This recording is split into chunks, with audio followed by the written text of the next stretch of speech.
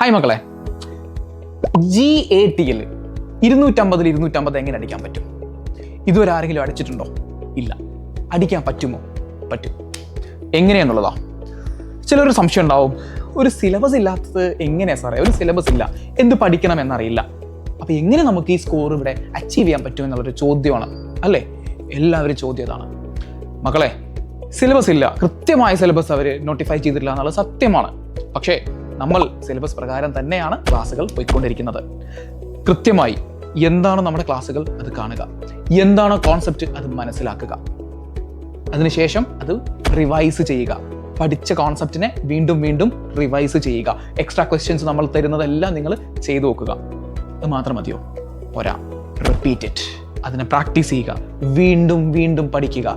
പഠിച്ച അതേ കാര്യം വീണ്ടും വീണ്ടും നിങ്ങൾ വീണ്ടും വീണ്ടും ഓർത്തെടുക്കുക, പഠിക്കുക, പ്രാക്ടീസ് ചെയ്യുക. ക്വാണ്ടിറ്റേറ്റീവ് ന്യൂമറിക്കൽസിൽ പുതിയ പുതിയ ചോദ്യങ്ങൾ കണ്ടെത്തി നമുക്ക് എന്ത് ചെയ്യണം? അത് പഠിക്കണം. നമുക്കത് ക്രാക്ക് ചെയ്യാം. All the best.